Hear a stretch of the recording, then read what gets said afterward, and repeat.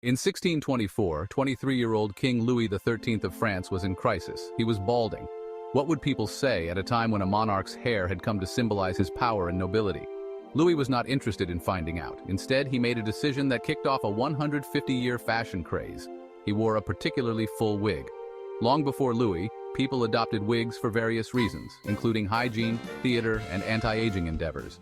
Wigs date at least as far back as ancient Egypt, where well-regarded hairdressers crafted them into intricate styles. And under certain ancient Roman dynasties, women's wigs became particularly ornate, one poet mocking their numerous tiers. During the Middle Ages, the Catholic Church discouraged wig wearing, emphasizing instead humility and austerity. So, those who did wig in medieval Western Europe generally wore more natural-looking styles. But as rules relaxed in the 1500s, wigs became more acceptable accessories. Queen Elizabeth I of England owned over 80 red wigs, which she used to augment her hair and conceal it as it thinned and grayed. One of these wigs even adorned her funeral effigy. Yet it wasn't until Louis XIII unveiled his magnificent mane a couple of decades later that big wigs truly began booming. Members of Louis's court, perhaps eager to gain favor, bewigged themselves, and aristocrats elsewhere soon followed suit.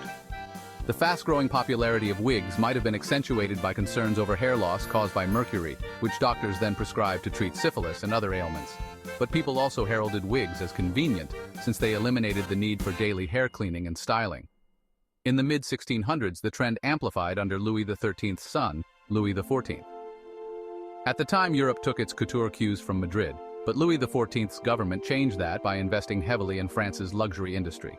They created specialized guilds, formalized seasonal releases, enforced a dress code at court, and banned imports that could have been made in France or its colonies. Louis XIV once even ordered his son, yet another Louis, to burn his coat because it was made of foreign cloth. Buoyed by its growing colonial empire, France amassed wealth and influence, and Parisian-style big wigs soon perched atop many European heads. These full-bottom men's hairpieces demanded such thick, long locks that 10 heads of hair could go into just one.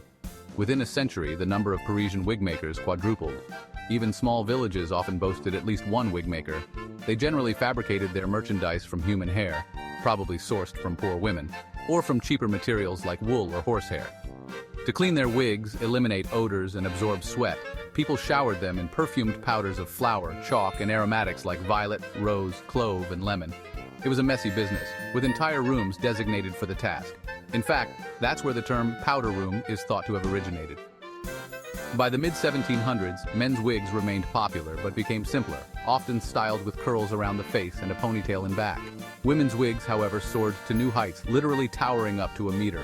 Wigmakers often constructed these using rods, ribbons, and wool stuffing, and once covered with hair, the wig could be adorned with all manner of accoutrements. Lighter-colored wigs became fashionable and were only enhanced with powders, sometimes tinted purple, pink, or blue. But not everyone bought into the trend. Caricaturists mocked big wig wearers, framing them as frivolously flamboyant. And the hotter temperatures in some of Europe's colonies might have made heavy, powdered wigs a nuisance. In 1740, a visitor in Maryland observed that so few people wore wigs, he said, "You would imagine they were all sick or going to bed." In the late 1700s, a popular backlash against aristocratic decadence gained steam. As France faced a bread shortage, flour-powdered wigs were viewed as particularly problematic. And in 1789, the French Revolution kicked off.